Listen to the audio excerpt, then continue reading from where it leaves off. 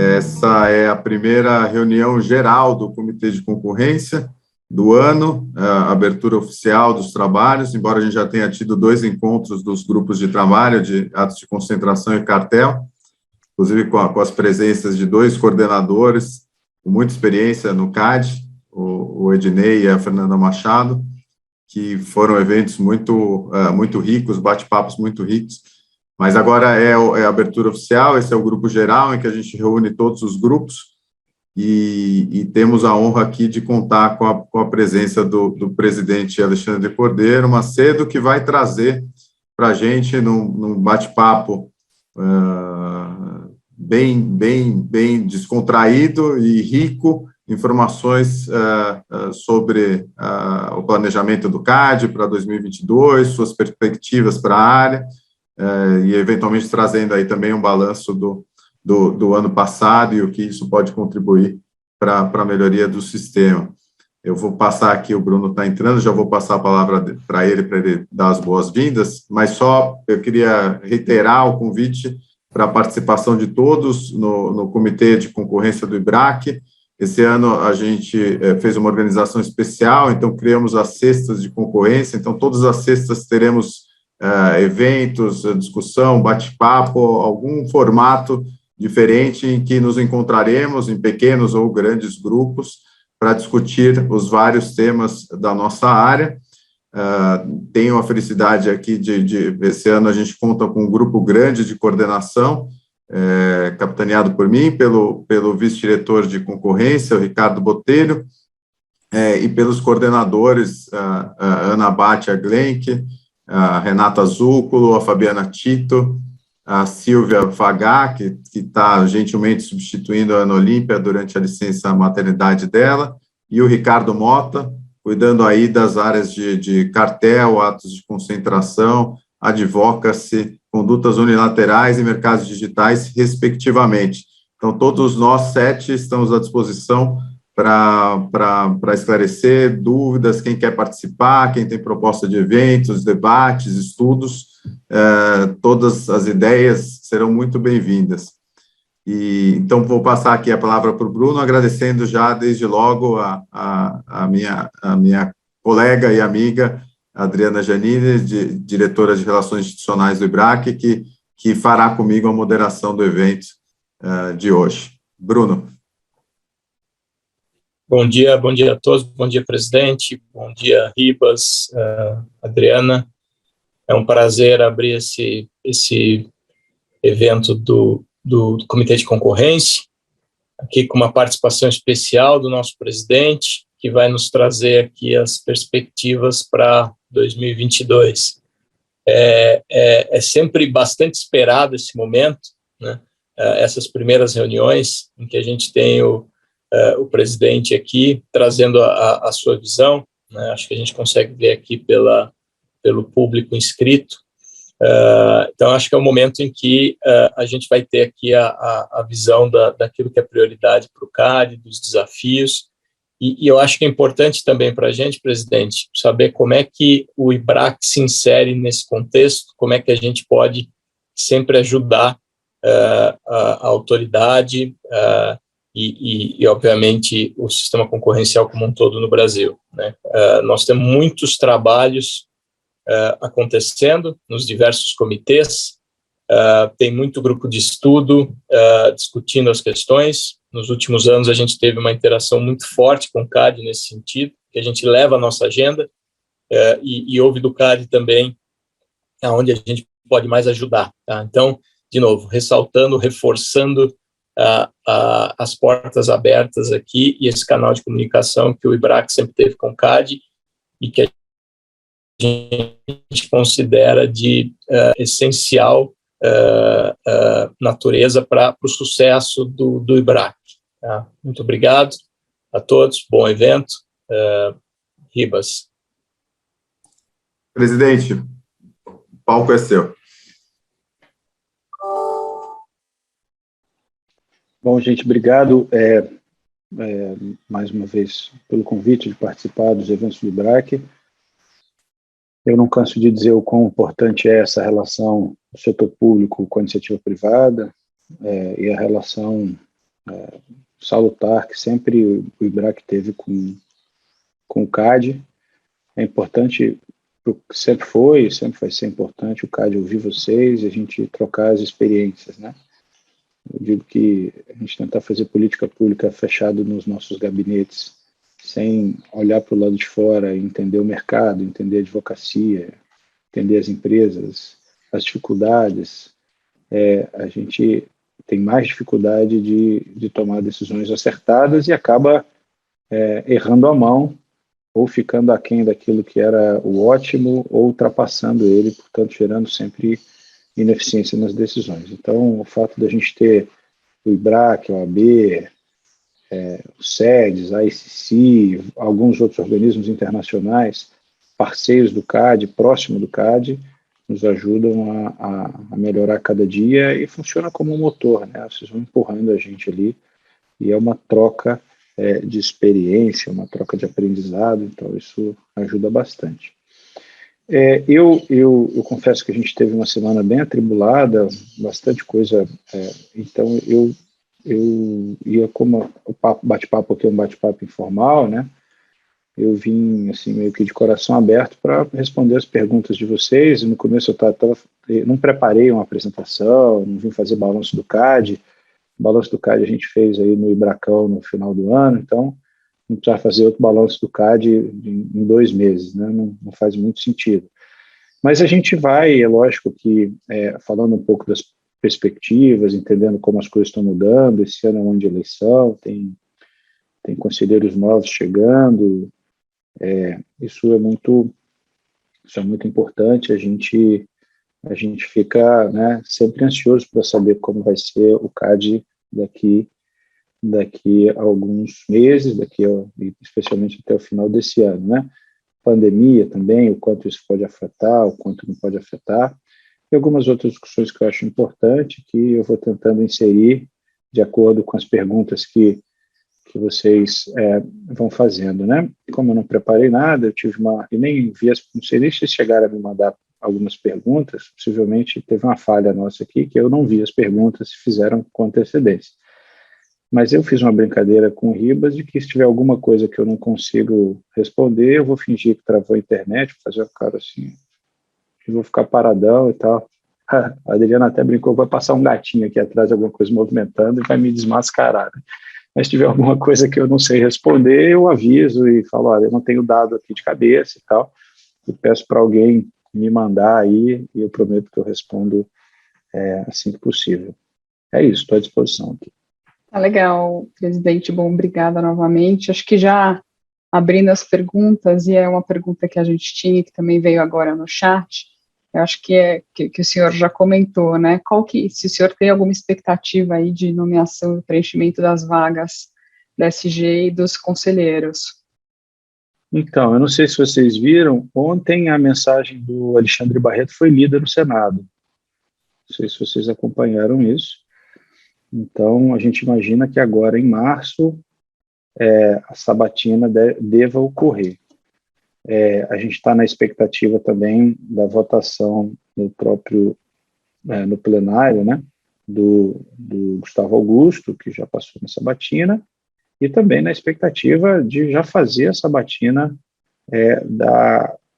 do novo conselheiro, que a gente não sabe quem será indicado, né, para a vaga da conselheira Paula, que hoje, se não me engano, hoje é o último dia de mandato dela.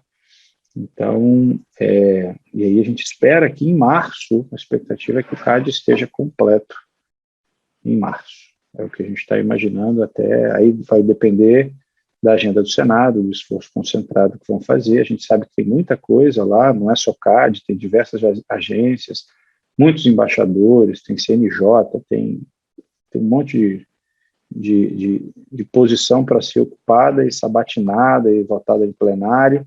A gente também sabe que a cepa da Ômicron deu, né, uma aumentada significativa nos casos de Covid, e o quanto isso pode ser sensível também para a agenda do Senado. Então, a gente está aguardando uma definição do presidente Rodrigo Pacheco a respeito disso, dos nomes que serão levados, evidentemente, do esforço concentrado e também da Presidência da República para a indicação do último nome que falta. Último não, os dois últimos nomes, né? Porque a gente está aqui esquecendo do Procurador-Geral, que também está nessa lista, que deve entrar, imagino, para completar o CAD até março. Sobre essa questão da pandemia, presidente, da organização do CAD, né, falando aí do Senado, né, que está com dificuldades também de marcar agendas, como que o CAD está se programando aí para um retorno esse ano? Muita gente já voltou, mas ainda tem o sistema híbrido predominando. Alguma expectativa, alguma orientação que virá mais para frente?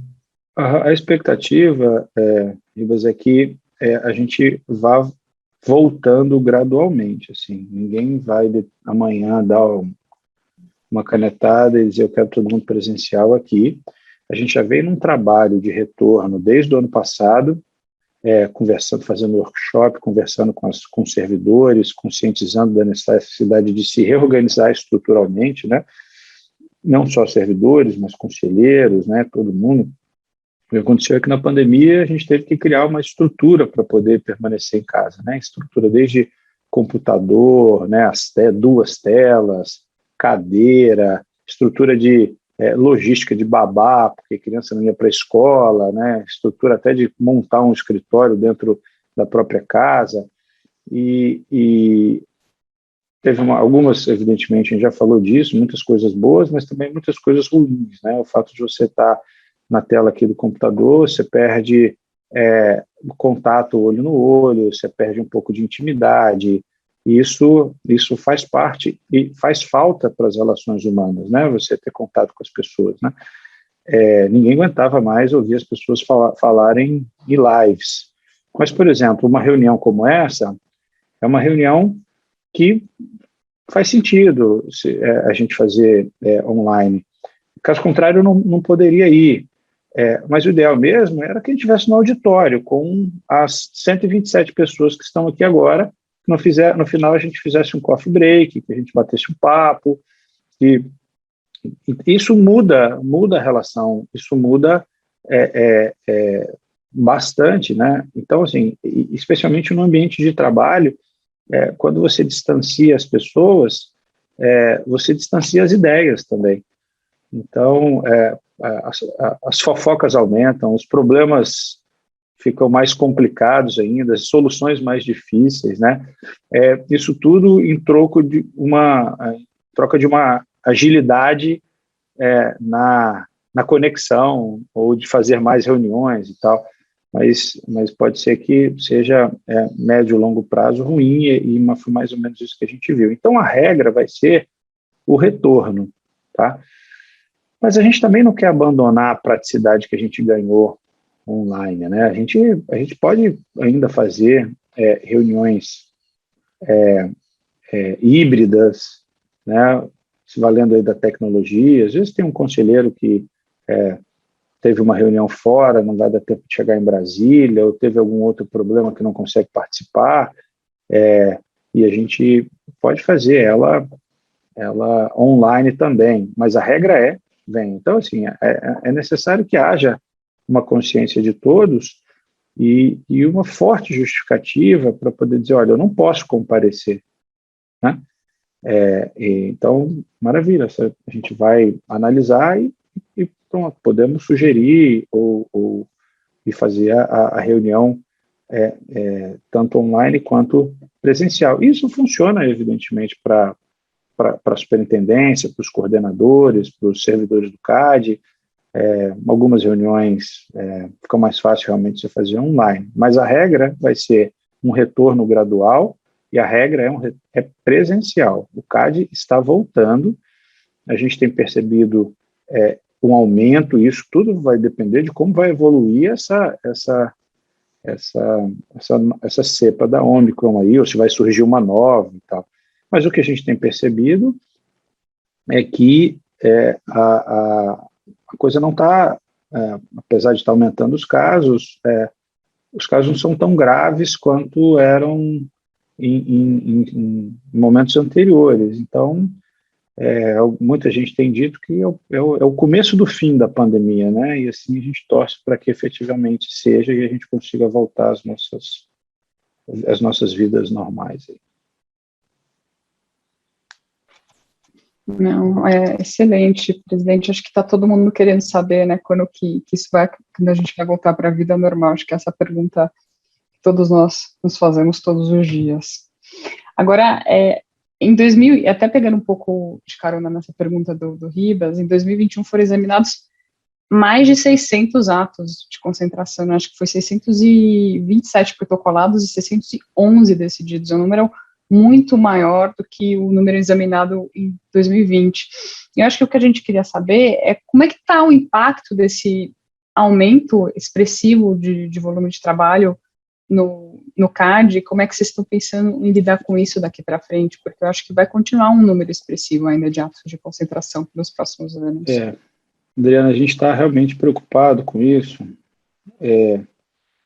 e tem algumas soluções, assim, é fácil resolver e diminuir esse número, é só aumentar de 750 milhões e 75 milhões para 1,5 bi e 350. Está resolvido esse problema, vai cair o número.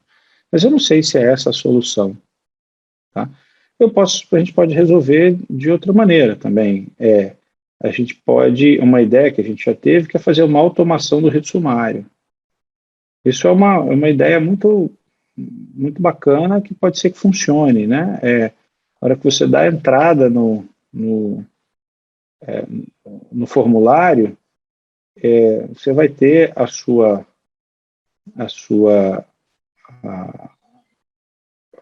decisão lá imediata. Poxa, então vocês não vão nem analisar? A gente vai meio que passar uma parte da responsabilidade para quem está notificando e criar uma forma de que as informações sejam de início mais claras, ou seja, vocês percam mais tempo fornecendo, de repente, algumas informações a mais, e com a estrutura de confiabilidade do próprio sistema e as partes, com sanções muito severas caso tenha omitido informação e tal. E é lógico que um gap, assim, por exemplo, de 5 dias para que a gente valide a decisão sem poder consumar. Então, a gente está pensando numa automação dessa maneira, porque se você parar para analisar, a esmagadora maioria dos ritos sumários, eles podem ser feitos dessa maneira. Entende? Isso dá até para, por exemplo, a gente percebe que tem muitas empresas que recorrentemente fazem notificação de atos de concentração de empresas outras pequenas, que é tudo rito sumário. Dá para criar até uma estrutura de ranking, lógico que interna, isso não precisa ser divulgada, mas para a gente saber qual é a preocupação que a gente precisa ter com cada representante. Não, esse aqui tem um histórico maior de repente, não nos passar todas as informações. Não, esse aqui, cara, nunca teve nenhum problema. Isso a gente pode criar uma estrutura dessa forma, através de uma inteligência artificial, em que a gente pode dar uma maior celeridade e desafogar os nossos servidores para poder fazer um trabalho que precise mais deles. Essa também é uma outra solução. A outra solução é dobrar a quantidade de pessoas no CAD, o que é mais difícil e eu acho que não é tão eficiente.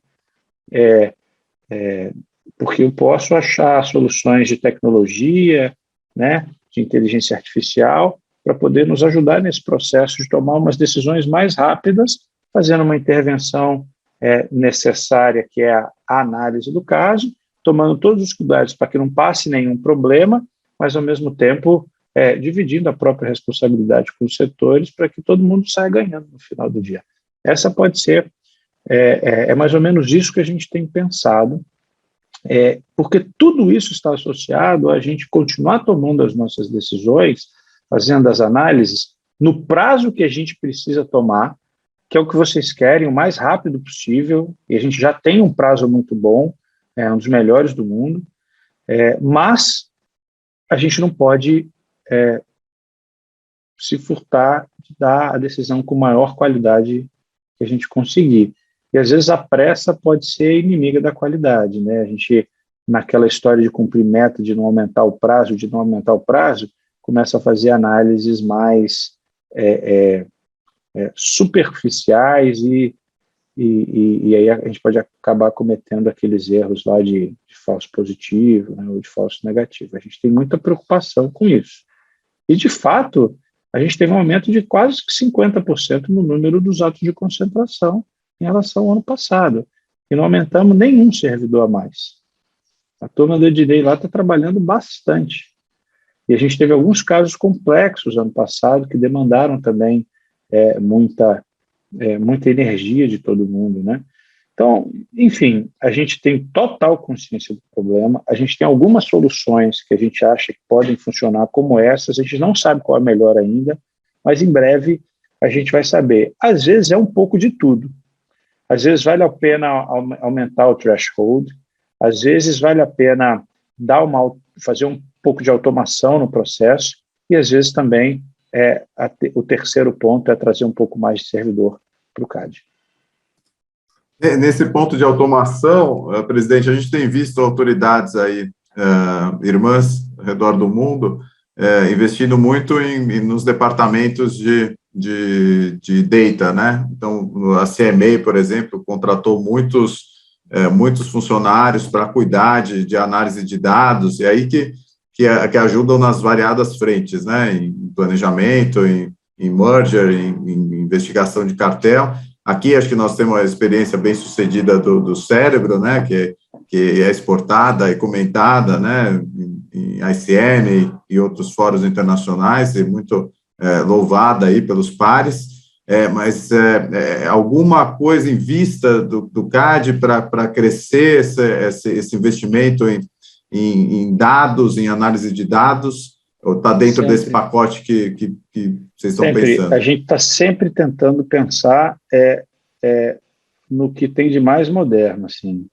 A gente investe muito nisso, a gente gasta muito com isso. Gasta muito com isso dentro dos limites que vocês sabem que o CAD tem. Né? Mas a gente está sempre preocupado em deixar o CAD mais inovador a cada dia. Desde as análises, novos filtros, pessoas com experiência em dados, economistas, estatísticos, a gente tem se valido do PRODOC muitas vezes para fazer alguns estudos importantes, né? E desde estudos de fatos que já aconteceram ao longo dos anos e que podem nos ajudar a tentar interpretar mais o que está acontecendo por aí para tomar algumas soluções, né? Por exemplo, o Cérebro evoluiu para uma análise de combustíveis, então a gente tem feito o que a gente fazia só em licitação, a gente tem rodado filtros de combustíveis no Brasil inteiro. Isso tem ajudado a ANP, tem ajudado os estados, o CAD especialmente. A gente está tentando espalhar, por exemplo, investigações de dados para alguns outros setores da economia, onde a gente tem a possibilidade de pesquisa, porque, evidentemente, não adianta eu ter o algoritmo se eu não tenho uma base de dados confiável e importante para que a gente possa rodar os nossos testes. A gente também tem feito isso nas questões internas do CAD, né? Desde a automação, desde lá de trás do CAD sem papel, até as decisões que a gente tem tomado hoje, as conversas hoje, o bate-papo que a gente utiliza para poder fazer as nossas tarefas durante o dia, um sistema automatizado do CAD, a gente conversa com todo mundo dentro de um sistema específico, as demandas estão ali. Isso foi criado justamente por conta da pandemia, para ter um maior controle do que cada um está fazendo, dos prazos, né? Para a gente impor. E aí, evidentemente, que tudo isso a gente usa não só para a área meio, mas muito para a área fim, né? Para entender o que está acontecendo no CAD, para a gente ter informação e para a gente entender como é que o que a gente precisa mudar, o que está indo bem, o que está indo ruim. Porque a pior coisa é você trabalhar numa instituição que você não a conhece. E, eu estou lá no CAD há 7 anos, então eu já conheço um pouco do CAD. Mas uma coisa é eu conhecer da experiência minha, a outra coisa é eu ter um estudo específico para me dar as informações porque às vezes eu posso estar enganado em alguma coisa que, poxa, eu sempre achei que fosse isso, mas o dado vai me mostrar que não é bem assim. E aí a gente precisa mudar o rumo da coisa, porque ela podia estar indo para um lugar que não seria o mais adequado. Isso aqui é um projeto que eu vou até dizer para vocês em primeira mão. A gente está bolando alguns estudos para entender vieses e ruídos do CAD. O que isso significa? E isso em todas as áreas, em todos os setores, desde da área meio à área fim. As instituições e os julgadores das instituições, os tomadores de decisão, a todo tempo estão tomando decisões sobre determinadas questões. Você tem aquilo que seria o correto, você tem aquela decisão que é tomada com base em algum viés do julgador, e você tem aquela decisão que é um barulho. Isso aí está no livro Ruído, novo livro lá chama Ruído, do Daniel Kahneman, do Kesselstein, e de mais um autor lá que eu esqueci o nome. Quem não lê o livro, vale a pena ler, vale a pena inclusive fazer isso no escritório, fazer isso no IBRAC. Nada mais é do que uma pesquisa sobre o comportamento da instituição, os vieses que existem, especialmente aqueles que não são vieses, que são decisões que são tomadas com que geram uma certa insegurança jurídica, porque você sai completamente do padrão, né? Lendo a introdução do livro, vale a pena, porque vocês já vão entender qual é a ideia, né, que o CAD está querendo ter. Eu não conheço nenhuma instituição pública que fez isso, eu sei das pesquisas que foram feitas no judiciário americano, né? A gente pode ser que a gente não consiga fazer essa pesquisa, porque não sei se a gente vai ter dados suficiente, porque lá, você vai ver da pesquisa que os caras fizeram, eles fazem com 10 mil julgados, é uma coisa assim absurda, né? E eu não sei se a gente vai ter massa para poder realmente chegar numa conclusão. Mas se a gente conseguir o mínimo de, pelo menos, mapear o que está acontecendo e achar uma metodologia para tentar entender melhor nós mesmos, seria muito, muito importante. E isso aí nada mais é do que pesquisa de tudo que aconteceu para tentar melhorar o futuro. E é lógico que a gente vai usar tecnologia para isso e base de dados. A gente vai precisar de muita gente boa aqui e que crie uma metodologia adequada para nos dar uma resposta adequada. Então, esse é um exemplo. Dentre essa iniciativa, tem várias outras iniciativas que a gente tem pensado no dia a dia de como melhorar. Outra coisa importante, a comunicação com a própria sociedade, né? O CAD não tem Instagram. A gente vai criar um Instagram. O CAD tem um Twitter, que é um Twitter que dá atualização de tudo que acontece no CAD durante o dia, sai por volta de 9h30 da manhã. Quem não segue ainda o Twitter do CAD, faça isso. O que sai no Diário Oficial, a gente coloca lá os casos que são aprovados, tem tudo. Mas nem todo mundo usa Twitter, a gente precisa melhorar a comunicação, a gente quer ver se a gente consegue fazer uma linguagem mais acessível. O CAD ganhou, depois da lei nova, muita projeção. As pessoas hoje, quando falam do CAD, falam, poxa, que legal. Só que não sabem muito bem o que faz, né? Acha que o CAD, às vezes, controla preço.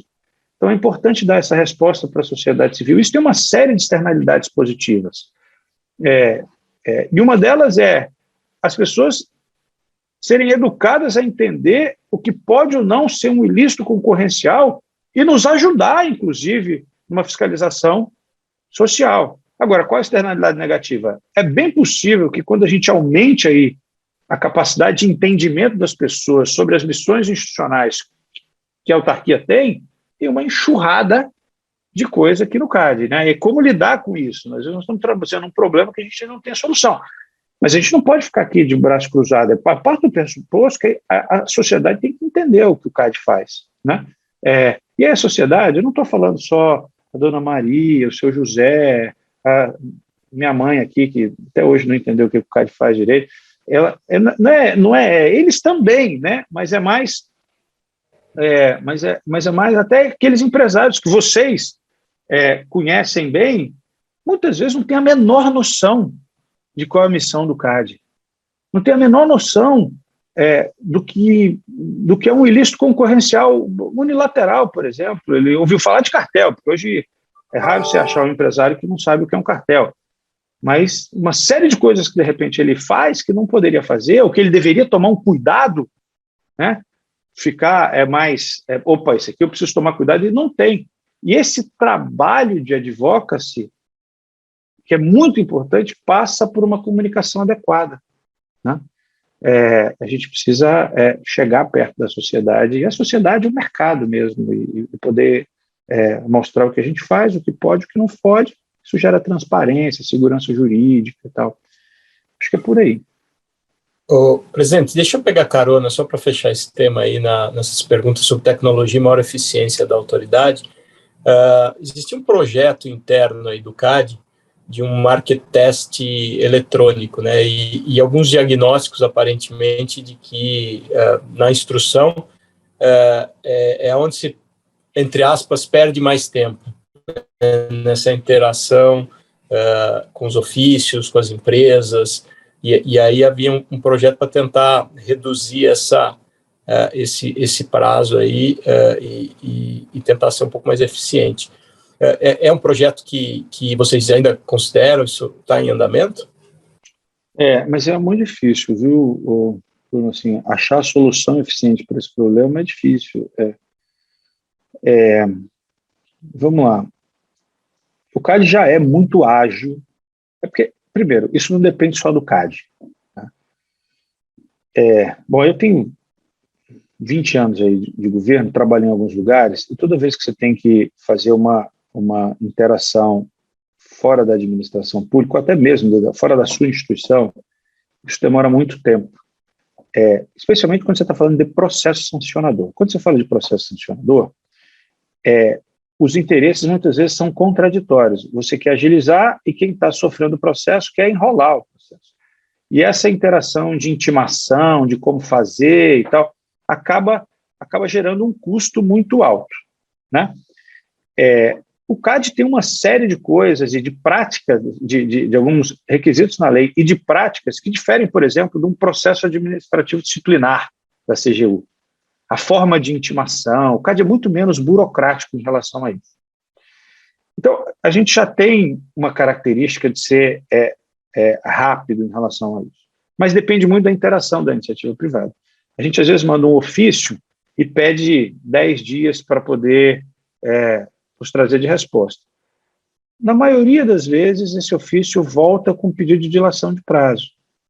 Uma coisa que a gente fez, que está muito boa, que está ajudando bastante, desafogou muito a área técnica do CAD, foi aquele contrato de apoio que a gente fez.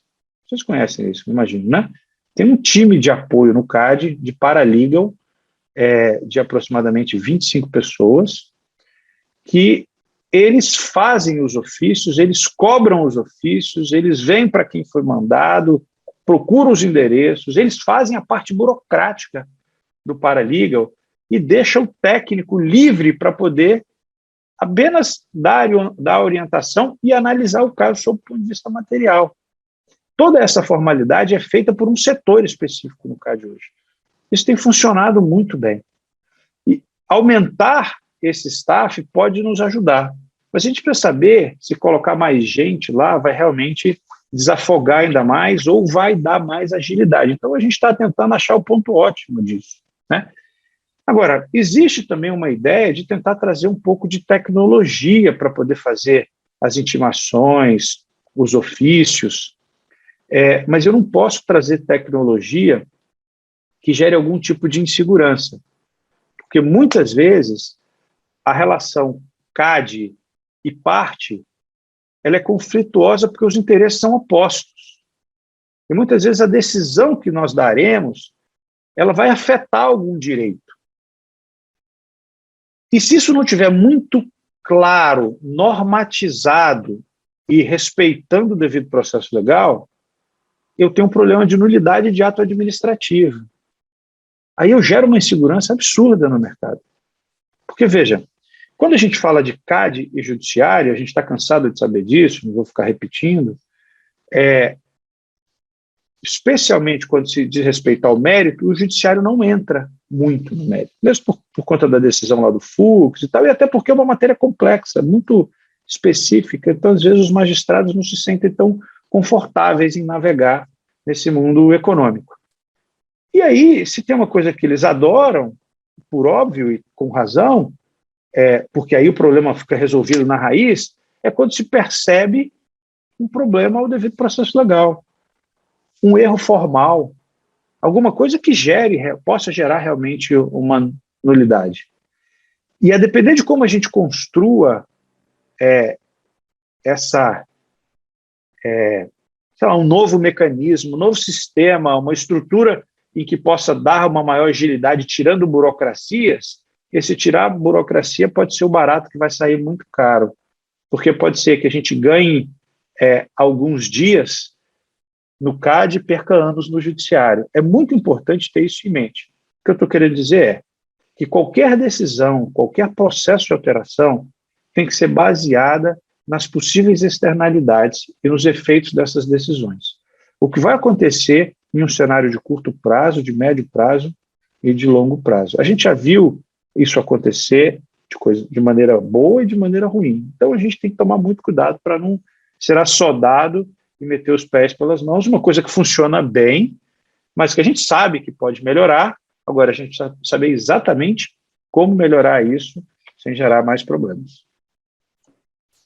Sem dúvida, presidente, acho que todos esses avanços tecnológicos aí do CAD, que certamente colocam o CAD aí à frente aí das outras autoridades, são super bem-vindas. Agora, pegando carona também em alguma coisa que o senhor disse sobre o papel do CAD, né, dessa questão de o CAD não controla preços, mas a gente tem uma série de investigações da SG sobre questões de preço excessivo. Como é que o senhor vê isso? O CAD realmente não controla preço, não é o nosso papel, a gente não está na economia planificada, isso é fato, tá? Eu acho que não funciona aqui em nenhum lugar do mundo, mas é muito fácil explicar isso. A gente tem alguns casos que ele não é, um ou outro é especificamente de preço abusivo, mas na maioria é por algum tipo de abuso de posição dominante, uma conduta específica que gera um aumento abusivo dos preços. Então, ele não é tão direto assim. Isso só funciona quando a gente está tratando especificamente de algum monopolista. Isso a própria literatura concorrencial no mundo inteiro aceita.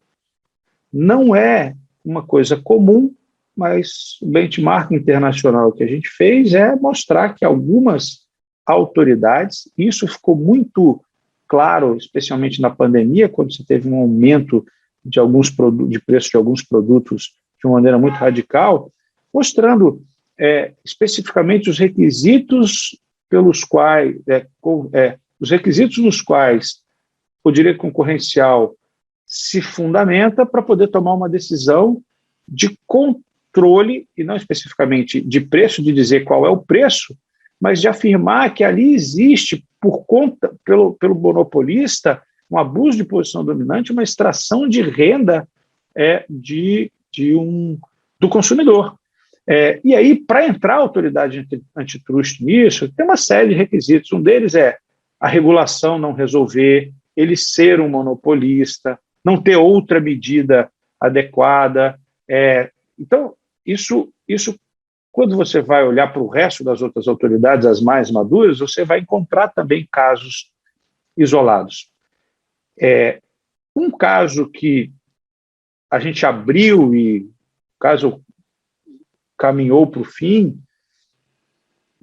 foi o caso dos equipamentos médicos lá, individuais, não sei como é que, nem lembro mais a sigla, como é que chamava, máscara, álcool em gel, esses de proteção. EPE, não é isso?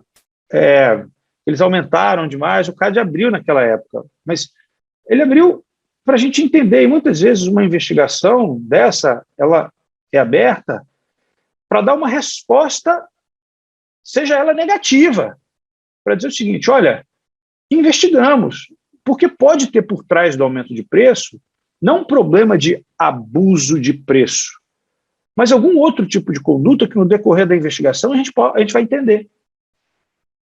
Às vezes você tem um assabarcamento no meio disso. É possível. Então, abrir a investigação não é fazer pré-julgamento sobre o resultado dela. Ao contrário, vamos entender o que está acontecendo. Por exemplo, neste caso específico que eu citei, a gente percebeu no decorrer das investigações que os aumentos eram racionalmente justificáveis por conta de um aumento absurdo no custo das importações que o Brasil fazia à época, todas de um lugar específico. Aí eu lembro disso, sim, a loja já tem tempo, né, no começo de 2020, mas tinha uma coisa específica nesse caso que o maior produtor de máscara cirúrgica é a China, especificamente na região de Wuhan. Era de lá que vinha a maior quantidade desse equipamento. Então, olha que então, gente, você comprava um pacote de máscara por R$5, semana seguinte você passou a importar ela por R$120. É lógico que na outra semana, ou você repassa isso para o consumidor, ou na outra semana você vai tirar o produto da prateleira, porque você não vai comprar mais, né? A gente ficava muito preocupado aqui no CAD, tentando conversar muito com os órgãos de proteção ao consumidor para não fazer aquelas intervenções e apropriações dos produtos, né?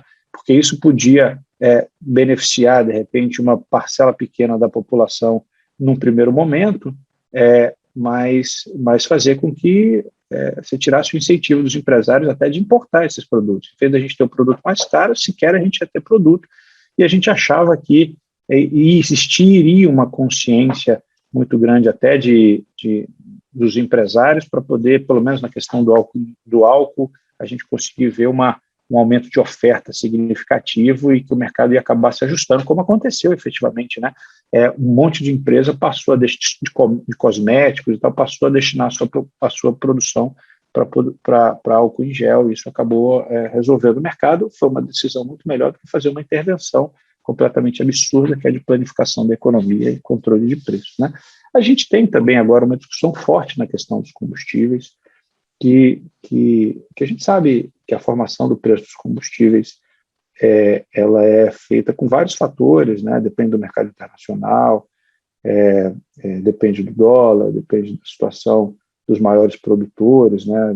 De como fica essa conjuntura no mundo, e sabe que o Brasil, evidentemente, não só o Brasil, mas o mundo inteiro sofre com isso, né? Então, a melhor solução, em vez de controlar preço, que eu acho que não é isso que o Brasil precisa, é você gerar um processo maior de competitividade, né? E aí você consegue diminuir um pouco essa posição dominante de monopolista para poder tentar gerar ali uma certa disputa. Isso está sendo feito no TCC. O TCC está obrigando a Petrobras a vender 50% da capacidade de refino dela. Já tem, das 8, se não me engano, você tem 3 no close, uma já vendida, tem 2 que possivelmente vai ter que fazer uma nova licitação, mas o TCC está andando a passos largos, inclusive de uma maneira surpreendente, na minha opinião, porque eu lembro quando a gente assinou esse TCC lá atrás, eu pensava assim, meu Deus do céu, para implementar isso vai ser uma luta, e está sendo uma luta, não está sendo nada fácil, mas está saindo. Olha o que aconteceu com o gás, por exemplo, né? O gás a gente desverticalizou a Petrobras inteira, tá? A Gaspetro está na fase final, já está notificada ao CAD. Petrobras só está com a parte de produção e escoamento, com estruturas rígidas, inclusive, para que você conceda acesso, não discrimine. Mas isso não acontece da noite para o dia, isso é um processo. Esse é um processo de abertura do mercado. O que a gente consegue ver na frente, logo que a gente vai ter um mercado competitivo, isso vai jogar o preço para baixo, é o que a gente imagina, né? É o que a gente espera. Se tudo que a gente estuda está correto, quando tem competitividade, os preços tendem a baixar, é isso que a gente espera, a não ser que haja uma questão extra aí de colusão e tal, mas aí o problema é um problema de PA. E a gente tem feito isso, a gente tem percebido que isso está acontecendo. E outra, trazer fontes novas, né, alternativas de energia. A gente muito fala do diesel, da nossa matriz de transporte, que é por rodovia, por caminhão, e sempre gera essa história do diesel, dos caminhões e tal. Trazer o gás para dentro dos caminhões, mudar, ver como você pode trazer fontes alternativas, A gente foi muito eficiente na história do álcool, né, que de vez em quando ele faz uma pressão na gasolina, mas ele também é atrelado a esses preços em função até do custo de oportunidade do açúcar. Então, veja que a formação de preço é uma coisa complexa. Não acha que o Estado vai chegar e dizer o seguinte, ó, o preço da gasolina é esse. E não vai, não pode, não é assim que funciona. Então, o que eu penso disso sob o ponto de vista técnico, é possível sob o ponto de vista técnico, é possível ter investigação de abuso de preço em questões muito específicas, como a literatura antitruste nos traz. Os casos que foram abertos no CAD tinham razões específicas e tinha, inclusive, suspeitas não só de abuso de preço, mas também de outros ilícitos, como assambarcamento. Mas é evidente que isso é muito raro de ser comprovado e muito raro de haver algum tipo de condenação de abuso de preço. E aqui não sou eu que estou dizendo, é só olhar para a história do direito concorrencial no mundo inteiro. Você não vai achar, se for achar por uma questão muito específica, em alguma jurisdição que tinha uma situação muito específica lá, uma situação dessa. Presidente, obrigado. Acho que mudando um pouquinho aqui, aproveitando o nosso tempo, aliás, eu queria pedir, como a gente começou 10 minutos atrasados, para a gente ir até 12:10. Tudo bem? Tudo bem, tudo bem. Tá. Então, vou pegar uma pergunta aqui que veio no Q&A e pedir para todos que tenham perguntas também enviar para a gente tentar fazer aqui nessa reta final do encontro. Uma pergunta do Felipe Roquette, do CAD. Ele pergunta como fazer a sintonia fina entre a garantia da segurança jurídica, evitando mudanças bruscas na jurisprudência do tribunal, e a necessidade de mudanças advindas da evolução dos mercados, das novas tecnologias e de novos métodos de análise. E aí juntar com uma outra pergunta que a gente tinha bolado aqui para esse bate-papo, que falando especificamente sobre as políticas de TCC, que a gente teve muitas decisões ao longo de 2021 com novos parâmetros de dosimetria, e a gente queria perguntar um pouco, bom, com essas mudanças, qual que é a sua visão sobre os impactos disso na política de TCC, e alguma perspectiva de sair o guia de dosimetria que nos parece dormente, né? Bom, vamos lá. Obviamente, a pergunta é muito grande, a gente pode ir fatiando ela aos poucos. Vamos começar pela do Felipe e depois a gente vai pelas outras. Eu vou tentar responder mais rápido, até para dar tempo de responder a maior quantidade de perguntas, tá? Esse é o desafio da humanidade, né? Como acompanhar a evolução. Não é nada fácil. Como é que a gente acompanha a evolução do mundo? É isso. A gente tem uma série de ferramentas, uma série de instrumentos, uma jurisprudência, um monte de julgado, e a gente está olhando para o mercado e vendo o mundo mudar. O que todo mundo quer aqui é achar o ponto ótimo, é maximizar a nossa satisfação. Maximizar a nossa satisfação é justamente maximizar a satisfação da sociedade, cumprir a nossa missão institucional e dizer o seguinte, vamos entregar a melhor decisão sob o ponto de vista competitivo. É isso que a gente quer. Agora, como fazer isso? Trocar a roda com o carro em movimento, sem gerar insegurança jurídica. É só dar transparência e fazer com calma. As pessoas, eu acho que criam, e isso é tudo com boa vontade, tá? É de fazer o seguinte, precisamos mudar. Então vamos mudar. Mudamos, está aqui uma nova norma, agora vai passar a ser assim. Opa, calma, vamos olhar para o lado, vamos olhar para o mercado, vamos discutir, vamos ouvir as pessoas, vamos ver o que os Estados Unidos está fazendo, vamos sinalizar a mudança antes para que o mercado vá se adaptando, para que a gente sofra as críticas e enxergue coisas que não estamos vendo.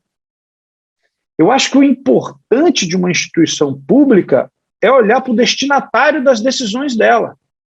Eu preciso olhar para o mercado. Eu preciso saber se isso que eu estou falando, isso que eu estou fazendo, faz sentido para o mercado.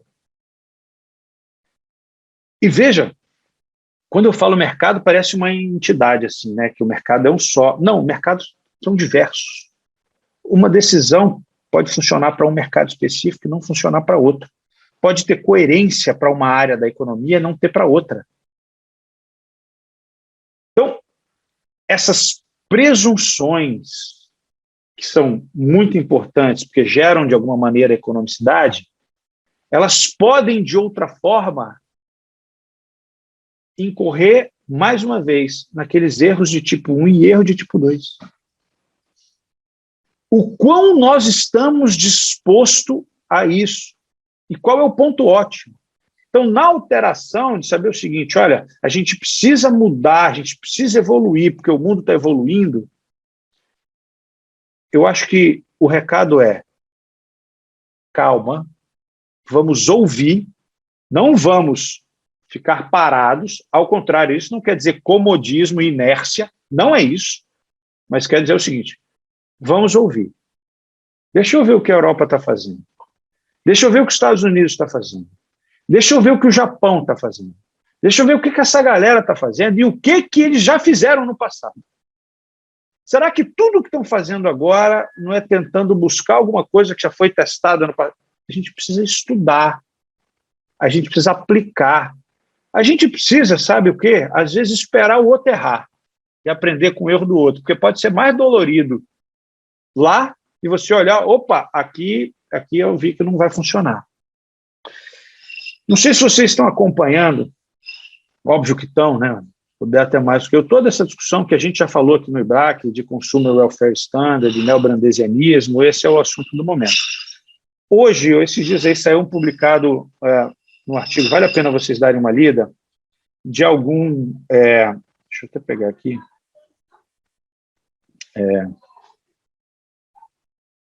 Dá uma olhada, chama no promarket.org. Alguns economistas escreveram um artigo específico, é da Lia Samuel e da Fiona Morton. Um artigo muito interessante que eles falam sobre...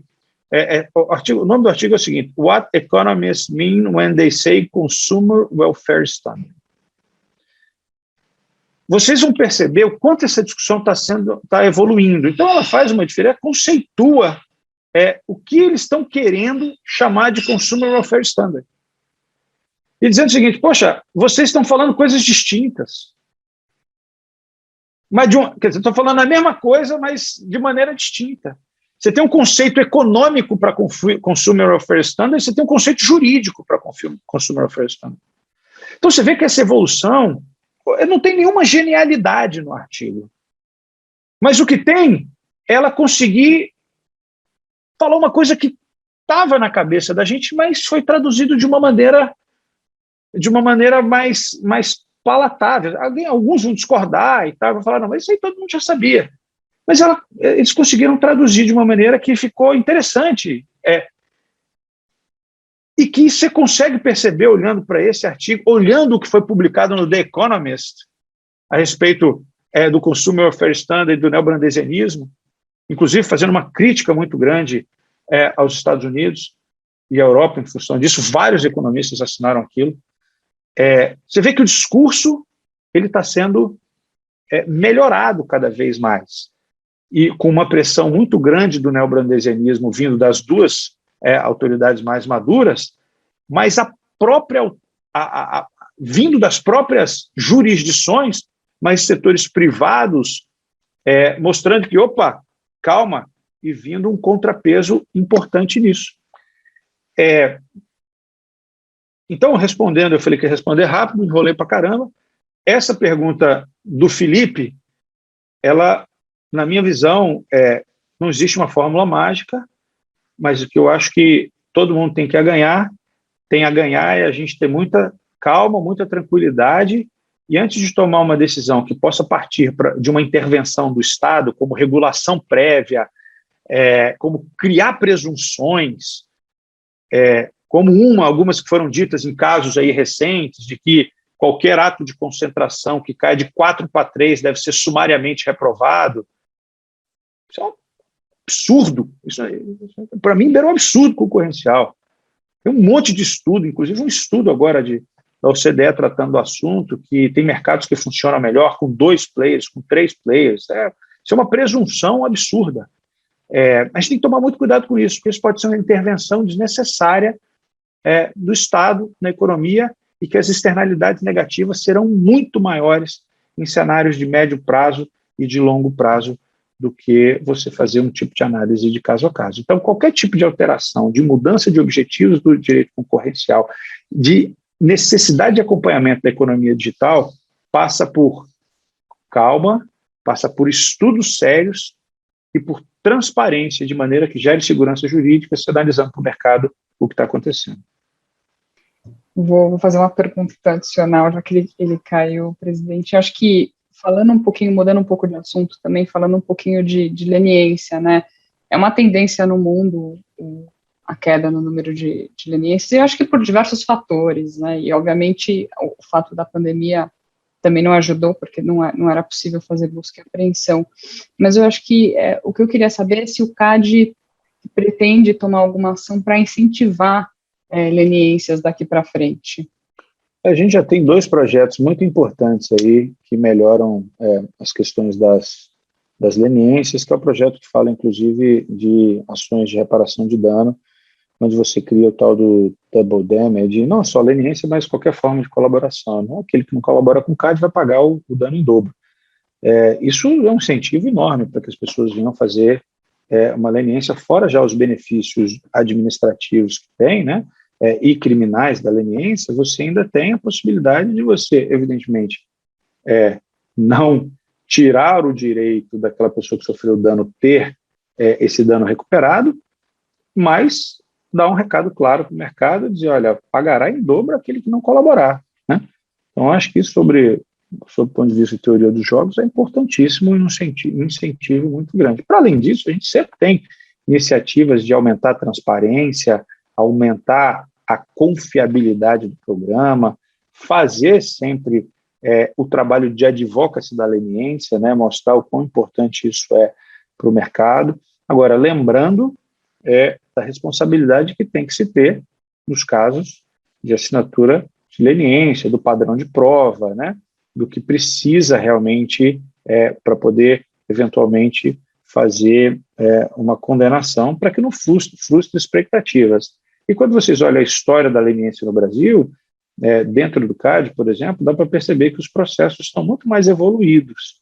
Hoje, fazer uma leniência no CAD não é igual você fazer uma leniência em 2010, é igual você fazer uma leniência em 2011, em 2013. Mudou, né? A gente evoluiu muito de 2014 para cá, de 2015 para cá. Por que a gente evoluiu muito? Porque é natural que a gente vá aprendendo com os acertos e com os erros. E isso o CAD está muito atento, né? Olhando, peraí, a gente precisa sempre garantir a regra de ouro, e não chama a regra de ouro à toa, por isso que é a regra de ouro que tem que preservar, porque aquilo é a joia da coroa do nosso programa, né? E é importante deixar isso claro para quem vai se submeter a esse procedimento. Porque isso dá a confiança necessária para saber, poxa, naquela instituição eu posso confiar. E isso pode trazer uma quantidade maior de casos. A gente já tem percebido um aumento, tá? Com o declínio da pandemia, a gente já tem percebido um aumento nos pedidos aí, e nas de leniência, de acordos, de uma maneira geral, nos casos que a gente está vendo agora desde o ano passado. Agora, você falou de leniência, mas é importante também olhar para o TCC, pensar como a gente pode evoluir no TCC, como a gente pode, de repente, aumentar, mexer na estrutura de incentivos, sem prejudicar a leniência, porque ele é o carro-chefe, né, de tudo, mas a gente tentar trazer uma maior quantidade de acordos. Eu sou totalmente contra aquelas pessoas que acham que o CAD faz muito acordo, né? Eu ainda sou daquele que acha que um péssimo acordo é melhor do que uma boa briga.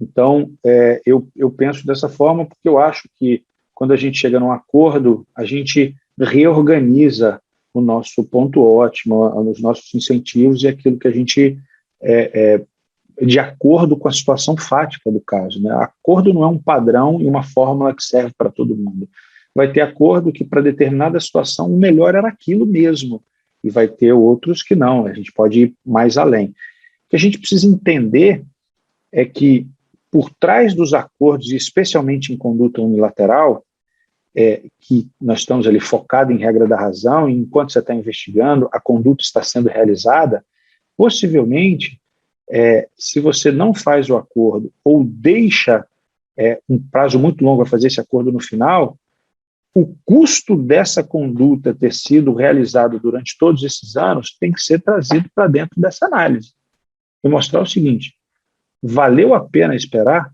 Valeu a pena enrolar? Ou era melhor ter feito um acordo no começo e evitado que um possível problema concorrencial, porque a gente não tem certeza ainda, o processo podia estar no começo, durou e que vai durar aí o caso 5 anos. E você sangrando o mercado, sangrando o consumidor, com uma conduta que está sendo realizada e que você podia acabar no acordo. Isso é importante. Eu acho que isso é uma das coisas mais importantes do TCC. Pensar e acho que parar com essa bobagem de que não, o CAD tem feito muito acordo e não forma jurisprudência. O acordo forma jurisprudência.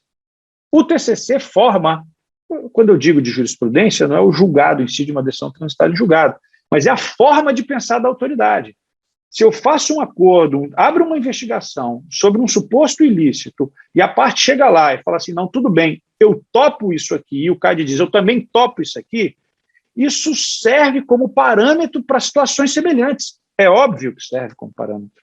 Isso, sem ter aqui o sentido técnico específico da jurisprudência, mostra uma forma de atuação do CAD com muita transparência. Então, e às vezes você fazer isso, ela fica ainda mais claro quando você especifica detalhes do acordo, dizendo os limites de atuação. Evidentemente que isso é uma resposta e é um recado para o mercado. Todo mundo vai olhar e falar, poxa, já teve um caso em que o CAD abriu uma investigação, uma situação semelhante, e a parte achou melhor fazer um acordo. Vamos ver o que o CAD topou. Aqui ele topou, então minha próxima conduta tem que ser mais ou menos aqui de acordo com esse TCC. Dá para seguir dessa maneira, acho que o CAD não vai achar ruim. Acho que é por aí. Bom, eu nem lembro qual é a outra pergunta, as outras. Eu acho que uma das perguntas tem a ver com o que o senhor estava dizendo aí, sobre os incentivos do TCC, que o Ribas acho que fez, que era aquela discussão de dosimetria que tem acontecido no tribunal. Em que medida isso pode, de alguma forma, impactar? Assim, vamos lá. Eu acho que isso atrapalha muito os acordos, assim, porque por conta do problema da metodologia de se calcular vantagem oferida, né? Na verdade, essa discussão de vantagem oferida que está sendo travada mais uma vez no tribunal não é cálculo de vantagem oferida. Não tem nenhum caso em que se calculou vantagem oferida, que se utilizou uma metodologia. O que se foi feito, na maioria das vezes, foi uma conta de padaria lá, que pegou uma coisa e achou que era outra, e falou, não, os estudos da OCDE dizem que é de 10% a 30%, então vamos aplicar aqui 20%. Não, ele simplesmente pegou um percentual e aplicou, não teve caso não teve cálculo de vantagem oferida. Não teve isso. E, de repente, esse 10%, 20% a mais do sobrepreço, por exemplo, de um cartel, ele já pode estar inserido na nossa dosimetria dentro do 0,1% ao 20%. Foi uma opção da lei por 0,1% a 20%. Podia ter colocado 0,1% a 30%, aí já estaria incluído ali os 10%. Então, assim, não dá para dizer isso, sabe? Mas a gente tem um projeto de lei que resolve de uma certa maneira, porque se existe... Agora, ninguém apresenta um estudo de que as decisões do CAD estão sem enforcement. Vocês sinceramente acreditam que o CAD não tem enforcement? Que as empresas cometem ilícitos de uma maneira tranquila, porque é só chegar lá no CAD que vai resolver tranquilamente e tal, a multa é baixíssima, vale a pena, a gente vai cometer cartel à torta e à direita, depois lá é só pagar no máximo 20% aí do ano anterior e vai estar... Vocês realmente acreditam? Porque eu não acredito, sinceramente, se alguém tiver alguma informação de que o CAD não tem enforcement, me ajude a entender, porque eu não acredito nisso. Eu acredito que, por exemplo, você aplicar uma multa no ano anterior de 20% do faturamento de uma empresa, ela pode ser muito alta. E outras pessoas esquecem que não é só o artigo 37, é o artigo 38, e ainda tem a história da recuperação de danos. Então, o enforcement vem de um conjunto de coisas. O artigo 38 traz, muitas vezes, penas mais radicais, mais draconianas, do que, muitas vezes, a aplicação da penalidade de multa. As pessoas vêm pagar multa para não ter o extrato da sentença publicado. A gente vê isso acontecer. Normalmente. Não, eu pago a multa que for, mas não me proíbe de contratar, não, com a administração pública. De contratar, não, que é licitar, né? Vocês assistiram aí a sessão passada. Tem várias outras penas. Não me proíbe de exercer o comércio. Você decretar a impossibilidade do cara trabalhar. Pô, não divide minha empresa. Olha o tanto de coisa que dá para fazer. E quando eu calculo a vantagem oferida, o que eu estou dizendo? Que o ilícito não pode compensar, ou seja, o benefício do ilícito dele tem que ser menor, quer dizer, o custo tem que ser maior. E o custo é pena vezes probabilidade de detecção. Ninguém calcula a probabilidade de detecção quando vai calcular a vantagem oferida. Ninguém calcula, por exemplo, as outras penas e quanto isso vale. Porque o objetivo da pena não é aplicar pena por aplicar pena. É dar o sentido da pena, que é o efeito dissuasório dela. Serve para isso. Aplicar a pena tem custo, e a pena tem que ser eficiente, porque se ela não é eficiente, ela é injusta, porque não tem nada mais injusto do que a própria ineficiência. Quando o custo marginal da pena supera o benefício marginal dela, você gera injustiça. Mas será que é difícil de entender isso? Aí nós vamos ficar discutindo isso, fazendo conta de padaria, para que essa coisa seja levada ao judiciário, e eu tenho 4 cálculos distintos dentro do mesmo processo. E aí o judiciário vai achar isso uma maravilha, porque você vai ter uma pena de 100 milhões e outra de 2. E outra dizendo, ó, nem vantagem teve. Eles vão dizer, isso aqui está uma bagunça, peraí, suspende a decisão, até eu analisar isso. Ele vai pedir para quem analisar, qual perito melhor para fazer isso do que todos nós aqui, todos vocês, que possivelmente já não trabalhou no caso. A decisão vai ser anulada. E aí, o efeito dissuasório que pretendia com essa ideia vai por água abaixo, você diminui o enforcement do CAD. A gente tem que tomar muito cuidado com isso. E qual a solução para essa história da vantagem oferida? Se alguém ainda achar que o CAD está sem enforcement porque aplica no máximo 20% do ano anterior.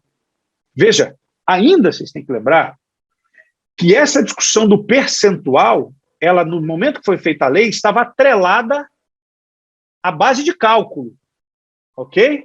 Porque base de cálculo de ramo de atividade pode ser um mundo. O cara pode ter cometido um ilícito em um mercado relevante específico, mas a empresa é gigante, o grupo econômico é gigante, que a multa de 20% pode ser 10 vezes maior do que todo o mercado no qual ele cometeu o cartel. Tem que lembrar disso. E vamos lá. O que estão se pensando? Se alguém ainda acha, não, o CAD não tem enforcement. É por isso que a gente está aqui calculando a vantagem oferida, porque o ilícito sempre compensa, não tem efeito dissuasório as decisões do CAD. Mais um projeto de lei, que a gente vai lutar para que ele passe, é que a gente faça uma alteração para a gente considerar os anos da conduta. A gente vai ter problema com isso. Porque como é que a gente vai considerar os anos da conduta? Naqueles que têm prova. E aí vai ser uma análise muito circunstancial, porque você tem uma prova que o cara cometeu o cartel em 2005, você não tem de 2006, mas você tem de 2007, você tem de 2008, não tem de 2009, nem 10, mas tem de 2012. Será que aquele cartel foi contínuo, parou? Não tem solução fácil para a coisa, mas isso pode, sem precisar criar problema com a metodologia de cálculo, a gente pode tentar aumentar a possibilidade de enforcement olhando para os anos da conduta. E eu até acho que isso pode ser válido, porque realmente alguns cartéis você pode ter uma dúvida se a pena que está sendo aplicada por conta do limite legal, ela realmente está tendo o efeito dissuasório adequado. Então, e aí eu volto só para poder fechar esse assunto, inclusive a gente já até estourou o tempo aí, mais 6 minutos, mas só para poder fechar esse assunto, eu lembro que essa discussão, quando foi travada, logo que eu entrei no conselho, eu escrevi um artigo, foi publicado no Jota, eu acho, que eu fiquei muito na dúvida, assim, se as pessoas vocês, especialmente os advogados, tinham dúvida do que ia acontecer com o cliente de vocês quando cometiam um cartel. Não se seriam condenados ou não. O cara chegava com a prova e falava, está aqui, realmente eu cometi o cartel, está aqui todas as provas, o cara tem todas as provas lá, a condenação é certa. Qual vai ser a minha pena, doutor? E eu fiz uma análise do guia de TCC, o partido tendo como base o guia de TCC do CAD e os julgados. Eu lembro que foram mais de 116 casos de cartel que eu analisei na época, para mostrar que existia um padrão. Não era uma maluquice o que o CAD fazia, ele não tirava as penas da cartola, mas existia, evidentemente, uma margem de discricionariedade, que aí pode se discutir se essa margem de discricionariedade é muito grande, mas que existia um padrão, existia. Se for um cartel, se for um cartel difuso, a pena vai estar lá entre 5 a 12. Se for hardcore, vai estar de 12 a 20. A gente começa com 15, aumenta com as agravantes, diminui com as atenuantes. Se for um caso clássico lá, por exemplo, de autopeça, né, que você vai reajustar o subgrupo do ramo de atividade, se for um faturamento muito grande, mas a margem é pequena, como trabalhando com bens de terceiros, como agência de turismo, todas essas tinham as exceções específicas e eram 7 casos. Todos os casos do CAD se enquadrava em 7 situações específicas descritas no guia. E 10% apenas, aí sim, eram casos muito específicos que foi adotada uma solução que não estava no guia. Então não existia uma segurança, não existe uma insegurança jurídica de qual a pena que vai ser aplicada no CAD. Quer dizer, não existia até então.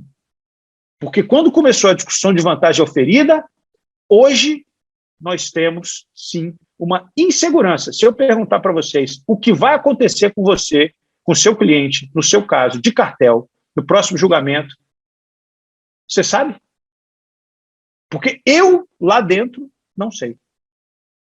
Não sei porque cada um tira uma conta da cartola e apresenta no momento do julgamento. E desculpe, senhores, mas não é assim que se faz defesa da concorrência. Sem segurança jurídica e sem transparência não se faz defesa da concorrência.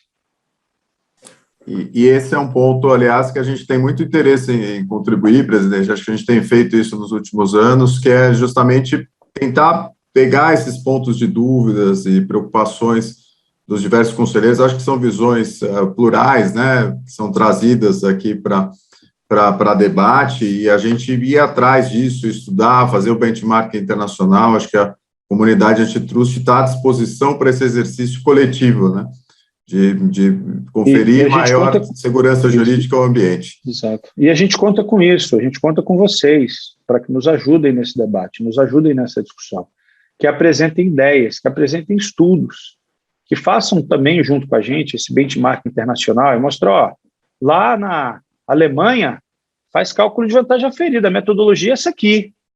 Olha, na França, nos Estados Unidos também faz. Mostre para a gente como é. Né? Fala assim, a metodologia utilizada essa funciona bem. Né? A gente, então será que a gente consegue importar isso para a nossa jurisdição? Vamos ver. Aqui, a gente parte do pressuposto que ideia boa, eficiente, a gente vai trazer para dentro. Não tem nenhum apaixonado e ego em relação às decisões que foram tomadas anteriormente. A gente está aqui para mudar, mas desde que a mudança seja para melhor. E para isso a gente precisa ser convencido disso, de que realmente é bom, porque senão a gente vai sofrer as críticas, né? E ninguém quer tomar uma decisão errada. Agora a gente precisa realmente ter fundamento para isso. A gente precisa ver como é feito no resto do mundo, porque não é possível que a gente vai conseguir... será que nós vamos reinventar a roda? A gente não tem uma solução mágica para esse negócio? Eu tenho minhas dúvidas, então eu estou disposto. Se alguém quiser apresentar, até desafio aí para o IBRAC fazer esse estudo de vantagem oferida e abrir o debate com o CAD, com benchmark internacional, chamar as outras jurisdições para fazer parte. Eu acho que esse debate está aberto desde 2015. até agora não teve solução.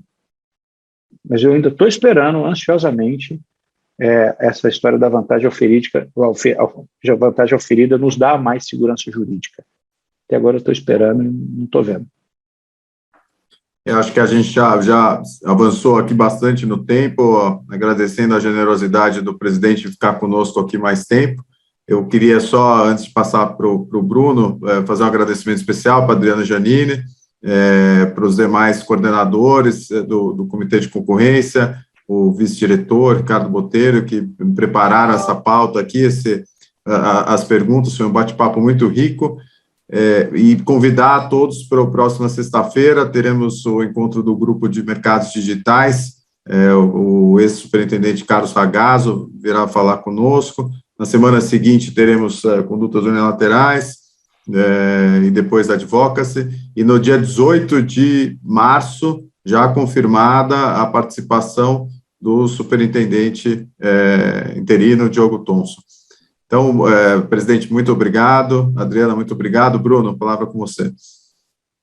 Só para encerrar, presidente, agradecer novamente aqui a sua presença, a sua disponibilidade. A gente sabe da sua agenda aí, que é bem complicada, e agradecer pela transparência de pensamento, pela transparência nas colocações aí, e dizer que estamos aqui, tomamos nota de muitos pontos que o senhor trouxe, para a gente levar internamente para os comitês e ver como é que o IBRAC consegue ajudar. Tá? Então, de novo, muito obrigado. Se o senhor quiser dizer algumas palavras finais aí para a gente se encerrar. Eu só agradecer, obrigado pelo convite, é uma honra para mim sempre participar desses debates, e obrigado mais uma vez, conte aqui com o CAD no que precisar.